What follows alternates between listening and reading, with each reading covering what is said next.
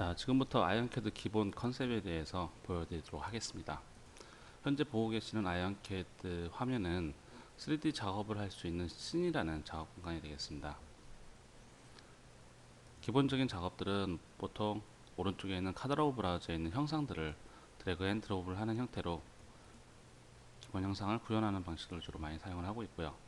다음 일반 3차원 캐드들이 가지고 있는 스케치 방법을 이용한 작업도 가능하도록 되어 있습니다.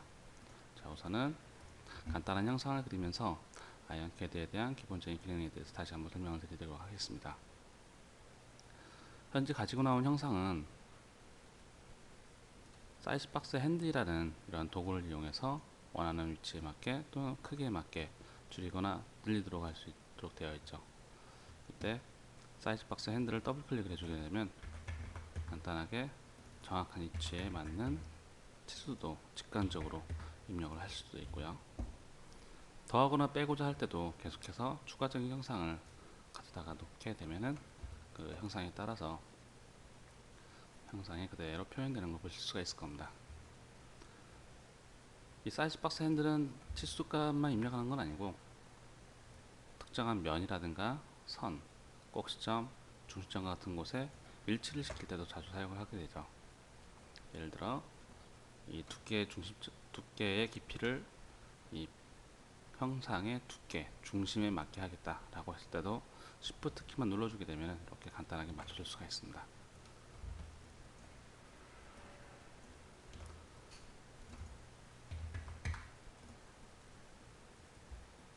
홀 같은 경우에도 H 실린더라는 형상을 갖다가 쓰게 되면 간단하게 일반적인 홀들을 생성을 시킬 수가 있고요. 물론 이것도 직경을 이용해서 홀에 대한 사이즈를 바꿔줄 수가 있죠. 아이언캐드의 가장 큰 특징 중에 하나가 이 트라이볼이라는 기능이 있습니다. 이 트라이볼은 형상에 대한 이동과 복사와 같은 명령을 수행을 할 때 주로 사용을 하게 되는데요. 현재 위치에서 만약 대각선 방향으로 20만큼 떨어뜨리겠다 라고 할 때도 그대로 마우스 오른쪽 버튼을 이용해서 드래그를 해주시게 되면 원하는 위치에 맞게 이동을 시켜줄 수가 있죠. 드라이버 도구의 이동 방법만 알고 있다면 간단한 드래그만 이용해서 복사도 똑같이 수행을 하실 수가 있고요. 또한 이동과 이동 복사 외에도 드라이버는 미러 카피 기능도 가지고 있습니다. 보통 일반적인 미러 카피 작업을 해주기 위해서는 중간에 특정한 면이라든가 데이텀이라든가 또는 선이 있어야 되는데요. 아이언캐드에서는 이 트라이블의 위치만 원하는 위치에 가져다 놓고 방향 정해서 미러를 해주게 되면 손쉽게 대칭 복사도 수행을 하실 수가 있도록 되어 있죠.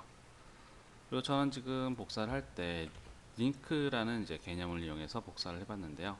이 링크라는 개념은 원본과 사본에 대한 정보가 서로 공유가 이루어지게 되어 있기 때문에 한쪽에 수정이 일어나게 되면은 다른 한쪽들도 모두 수정이 일어날 수가 있도록 되어 있습니다.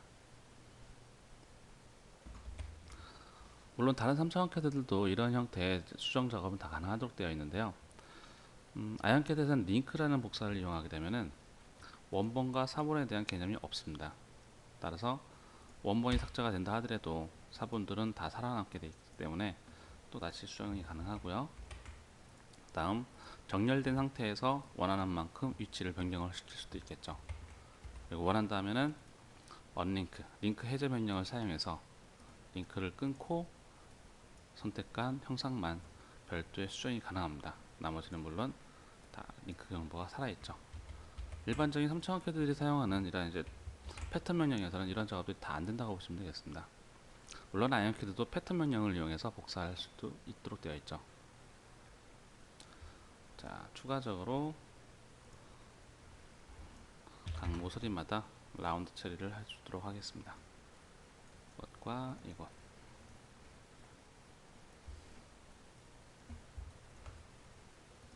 자, 지금은 아이언캐드의 파트를 하나 모델링을 해봤는데요.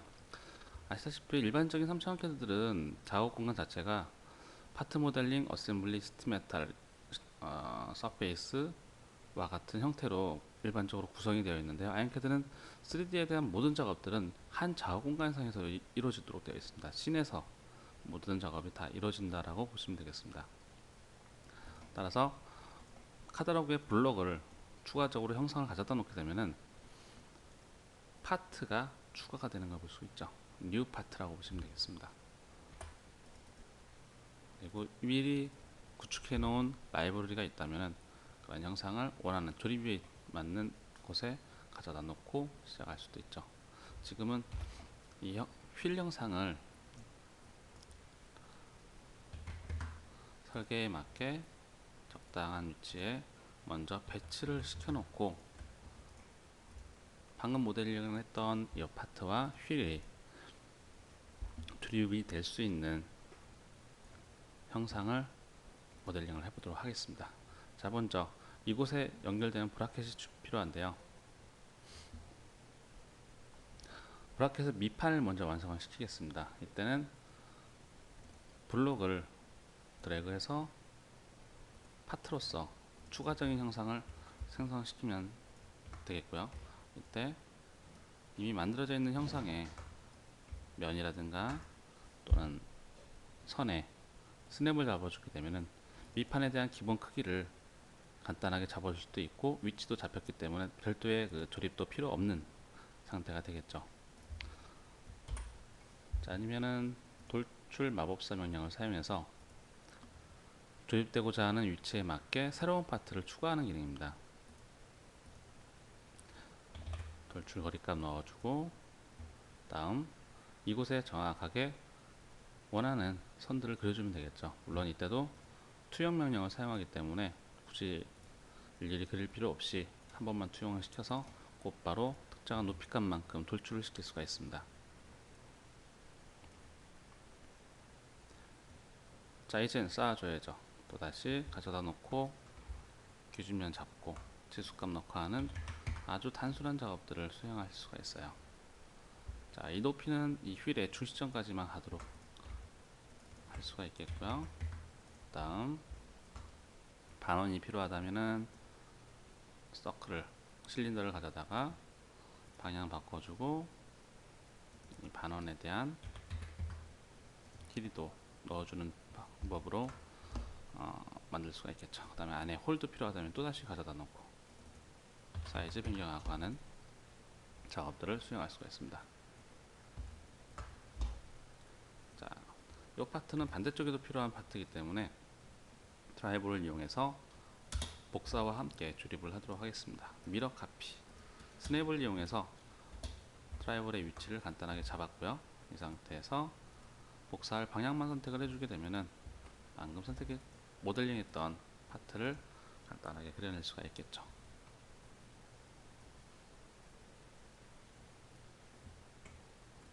자, 물론 이 두 개의 파트도 링크 카피를 했기 때문에 어느 한쪽이 수정이 일어나게 되면은 다른 한쪽도 동일한 수정을 볼 수가 있겠죠. 그래서 제가 만약에 이곳에 블렌드 엣지 영향으로 이 부분과 이 부분을 적용을 시켜주게 되면은 완료를 했을 때 이렇게 동시에 수정되는 걸 볼 수가 있습니다.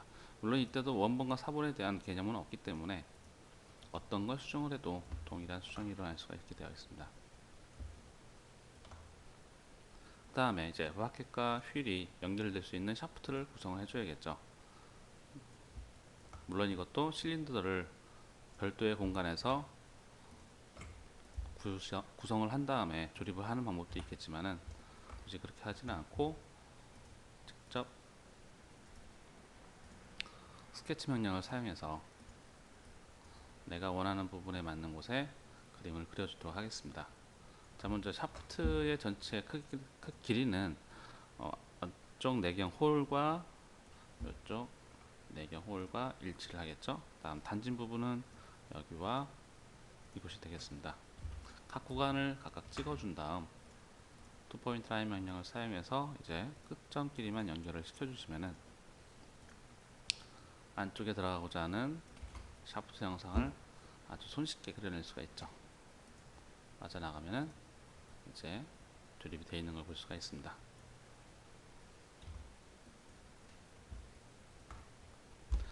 마지막으로 이제 툴스 카드라고 하는 항목을 사용해서 볼트와 너트를 생성시켜 보도록 하겠습니다. 홀에 가져다 대게 되면은 이제 홀에 대한 사이즈를 자동으로 인식하기 때문에 여기선 단지 볼트에 대한 길이값과 추가적으로 들어갈 부품들을 선택만 해주시면 되겠습니다. 오케이 눌러주면은 이렇게 볼트 어셈블리를 생성시킬 수가 있죠. 자, 이 볼트 어셈블리는 이제 3개의 홀에 더 복사가 이루어져야 됩니다. 이때 일반적인 3차원 캐드들은 홀 간의 간격을 알아야죠. 그렇기 때문에 보통 치수 기입을 많이 해서 치수를 먼저 확인하신 다음에 복사들을 많이 하시는데요. 아이언캐드 트라이볼을 사용하게 되면 스냅 명령이 동작이 되기 때문에 간단하게 스냅이 잡히는 위치라면은 스냅 명령을 활용한 복사도 손쉽게 이루어질 수가 있죠. 아니면 마우스 오른쪽 버튼으로 스냅이 잡히는 곳까지 드래그를 해서 복사를 하는 방법도 가능하도록 되어 있습니다.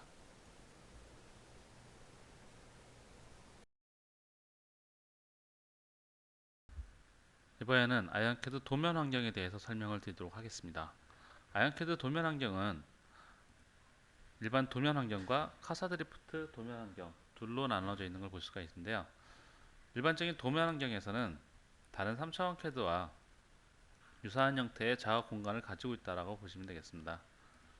3D 형상이 저장되어 있는 파일을 불러와 정면도라든가 배면도와 같은 위치를 결정을 해주고 단면도라든가 또는 상세도에 대한 일반적인 작업들을 수행하는 작업 공간이라고 보시면 되겠습니다.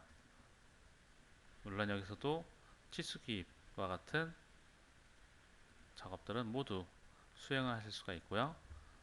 마찬가지 3D에 대한 편집이 일어났을 경우 도면에서도 동일한 업데이트가 진행되는 걸 볼 수가 있습니다. 여기서 제가 치수를 입력을 해서 변경을 해보게 되면은 보시는 바와 같이 동일한 수정이 일어나는 걸 볼 수가 있죠. 이 외에도 또 하나의 작업 공간인 카사드리프트가 있습니다. 여기서도 양식지를 하나 선택을 해줄 수가 있고요. 3D 형상을 직접 선택을 해서 도면화 작업을 하는 데는 드로잉, 그러니까 도면 작업과 거의 유사한 형태의 작업 환경이라고 볼 수가 있죠. 다만 아이콘이라든가 사용 환경 자체가 드로잉은 윈도우 베이스라고 보시면 되겠고, 다음 카사드리프트는 오토캐드와 거의 유사한 형태의 작업 형태를 가지고 있다라고 보시면 되겠습니다. 기본적으로 라인을 추가하거나 또는 디멘전을 추가를 할 때도 오토캐드처럼 하단에 커맨드 란에서 원하는 명령을 입력함으로써 작업하고자 하는 명령을 손쉽게 수행할 수가 있도록 되어 있죠. 그래서 도면 환경 같은 경우에는 오토캐드를 오랫동안 사용하셨던 분들에게는 아주 친숙한 환경에서 손쉽게 큰 별다른 교육도 필요 없이 도면 환경을 사용하실 수가 있게 될 겁니다. 물론 이곳에서도 3D에 대한 모든 편집이 일어났을 경우 여기서 예를 들어 다시 25파이로 변경을 해봤습니다. 마찬가지 도면에서도 그에 따른 업데이트가 실시간으로 이루어지고 있는 것을 볼 수가 있죠. 물론 여기에도 단면도라든가 또는 상세도와 같은 명령을 사용해서 원하는 부분에 대한 작업들을 수행을 하실 수가 있게 되어 있죠. 자, 지금은 단면도를 한번 해봤고요. 여기에 상세도가 필요하다면 상세도가 필요한 위치에 맞게 영역을 정해주고 라벨을 찍어주시면 그대로 입력이 가능하겠죠.